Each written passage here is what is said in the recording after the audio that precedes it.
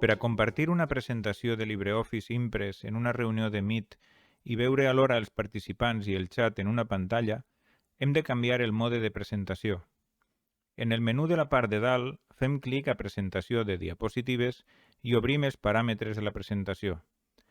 Marquem en una finestra en el mode de presentació i premem el botó D'acord.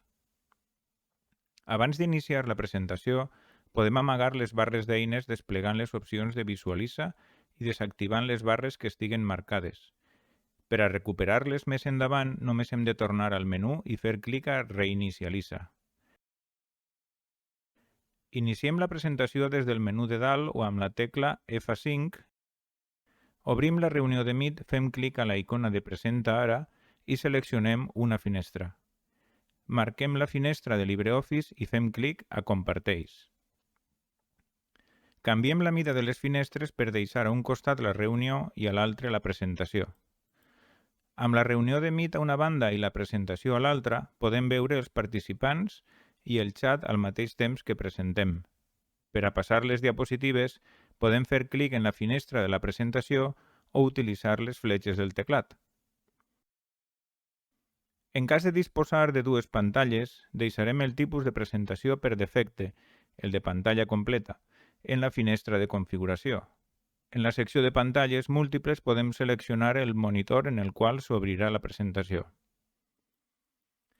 Quan utilitzem dos monitors, en iniciar la presentació s'obriran dues finestres a pantalla completa. En un monitor veurem la presentació, en l'altre, la consola del presentador. Des de les opcions del menú d'eines, podem desactivar aquesta opció per a deixar la pantalla disponible per a la reunió de Meet.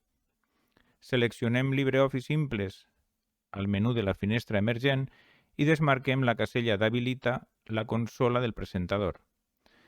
Ara, quan iniciem la presentació, només s'ocupa una de les pantalles. Obrim la reunió en el monitor que queda disponible, fem clic a la icona de Presenta ara i seleccionem una finestra. Marquem la finestra de la presentació i fem clic a Comparteix. Podem passar les diapositives fent clic en la finestra de la presentació o utilitzant les fletxes del teclat.